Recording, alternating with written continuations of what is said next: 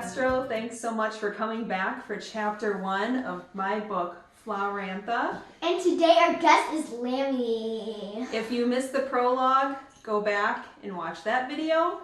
We'll send a link for it down below. All right, here's chapter 1. The flowers are purple today, a woman said to her son. Mash, a boy of about 13 years old with a solid build, straightened out his longer than average legs on the tree branch he was reclining on. Pressing his back against the trunk of the tree, he looked up from the book he was reading. "What'd you say, Ma?" His mother poked her head out of a room-sized pouch suspended from a sturdy limb. Their residence consisted of 4 fibrous pouches hanging from different limbs on the same massive tree. 2 of the pouches were bedrooms with only a mattress and a blanket in each of them. A third contained a solid floor made of wood and straw with 4 sawed-off cylinders of logs to sit on. And the 4th housed everything they owned, heaped up in teetering mounds. Mash's sling hung higher in the tree than the other 3 pouches, to give the privacy a teenage boy needed. The middle-aged woman's eyes jumped higher on her forehead than usual, creating wrinkles on her tanned face. "Ma?" Mash wedged the book under one of the legs to hide it from his mother. The book, Useful American Slang and Other Cultural Norms, was given to him by his father, but anything about the amaranth, which means other land in Floweranthan, upset his mother. "Ma, it's what some people call their mothers." "You sound crazy when you use words like that, Mash. No one here is going to understand you. Please just speak Floweranthan." Mash dangled his legs off the branch. His bare feet, which were covered in dirt, swung back and forth in the air. "What were you saying, Mother?" "Dansh coily," she said in Floweranthan, meaning dark purple. "Look at the flowers. Have you ever seen them so purple?" "I do not pay attention to the flowers, Mother." "And that will be your folly someday, son. Look." Mash focused on the ground far below to appease his mother. To anyone unfamiliar with Flowerantha, the scene would have been breathtaking. Fields of flowers, including all colors of the rainbow, sprawled as far as the eye could see. All different kinds living together, interspersed with each other. The bright sun magnified the colors. To the left, 100 yards away, was a dense forest with lush, skyscraping green trees. A clear, small stream meandered behind their tree residence and flowed into huge lakes and rivers and waterfalls elsewhere, connecting all of Flowerantha by water. "I don't see anything different." His mother opened her mouth to say something, but then furrowed her brow. "More slang?" "I do not see anything different." The woman shook her head. "I do not know why these people need so many different words to mean the same thing. It is pointless and a waste of time. Why are you so determined to learn their language anyway?" "I'm going to find a way there someday." A crashing sound made Mash jump. The pot and lid Mash's mother had been cleaning were now on the floor of the pouch. She held the cleaning cloth between clenched fists, and her lips formed a tight line. "Enough! I will not hear another word about the amaranth. Do you understand? Now fetch me the bowls from storage, please. We will be using them for the meal." "But," his mother's eyes narrowed. Mash clamped his mouth shut and did as he was told. He scaled the tree with no trouble and swung himself into the hanging pouch. The bowls and other items they used every day were in the front. The day before, they had spent an hour rummaging around the different piles until they found an old book of his father's. Mash wondered why they didn't just wish for a new one, but his mother had said that wasn't the point. People of Flowerantha could wish for any physical item. They couldn't wish to fly, but they could wish for wings.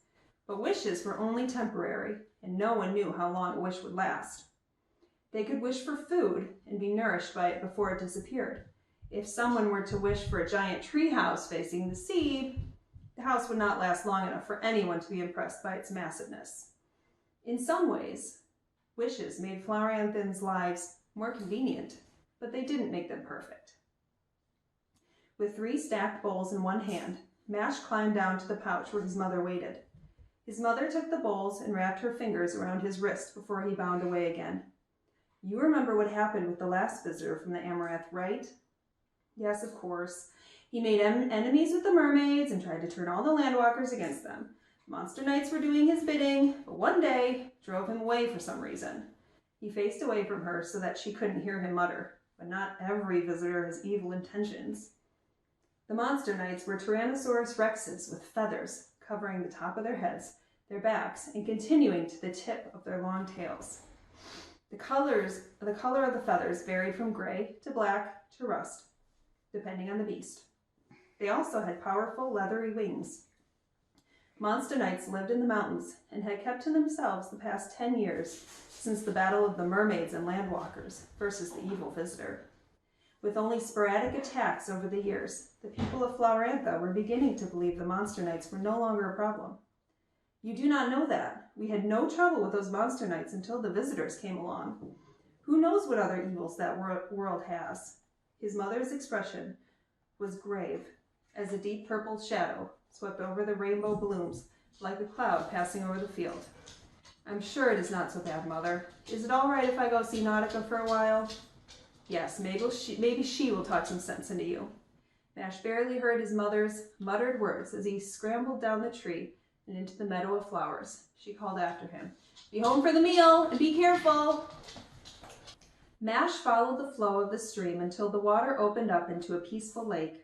He knelt down at the water's edge and slapped at the water a bit. Nautica. A girl about Mash's age bobbed to the surface. Her long, blue-green hair swirled on the water's surface, almost camouflaged. Even her pale skin had a greenish glow to it. Her round blue eyes, like giant glassy marbles, stared at Mash. Her lips turned up at the corners for a second, but then her expression hardened. You know, you do not need to do that. I can already read your mind. So can everyone else down here if they want to. Her blue fishtail slapped the water behind her. Honestly, if you just paid more attention to what was going on here than what was going on in the Amaranth.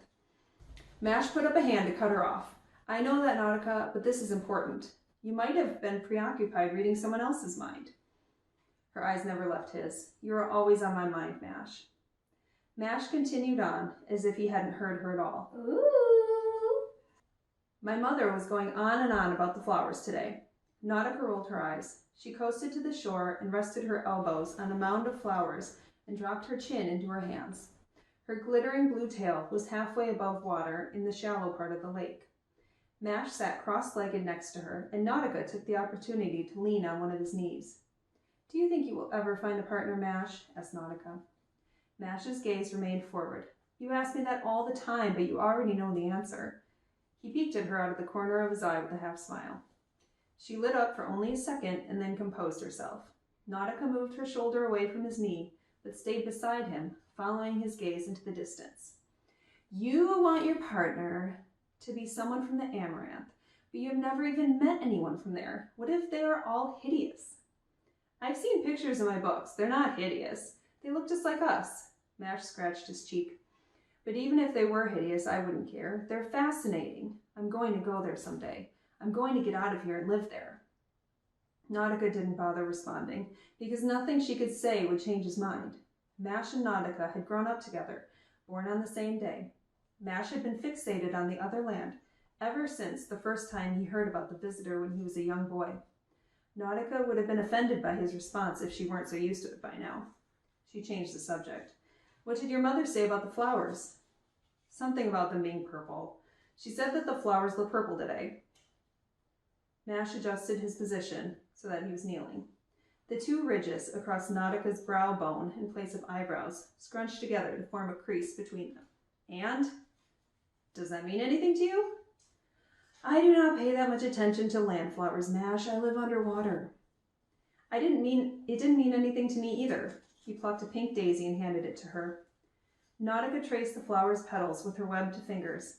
It was so lovely, even if it was not meant as a gift from him. He pointed to the edge of the petal. Look, the edges are purple. What do you think it means? She cupped the flower in her hands and inspected it closer. It must mean something. Maybe another visitor from the Amaranth? Nautica dropped the flower into the water, and it floated away with the ripples created by her tail. Shh! If they were not listening before, they will now. Those words will surely bring you into the view of the king and queen's brine pool.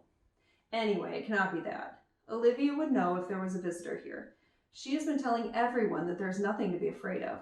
If someone comes, she will know what to do. Mash plucked another flower by the stem and tossed it to the side. Have you ever seen this brine pool? I think it's a legend. No, it's far too dangerous for anyone besides the king and queen. If anyone were to touch the water, well, they would be in no position to tell the tale. Even Olivia cannot approach it. Sounds convenient. Olivia, half mermaid and half landwalker, with disproportionately long legs, webbed feet, and gills, was the go-between for landwalkers and sea dwellers. Mermaids had the power to read minds, but leaving the water was complicated. For that reason, a landwalker-mermaid hybrid was appointed to help the king and queen rule both realms. Water was a powerful force, and the king and queen had control over it, which demanded respect from the landwalkers, who scarcely saw the rulers. From deep down in the sea, King Mermano and Queen Mermaida could see all their subjects from a pool hidden in their palace. The royals had been anointed by the pool's water. To anyone else, the acid water and the fumes from it would burn. I'm going to ask my father. People always confide in him. Well, that is his job, said Nautica. Mash's father worked as a chronicler.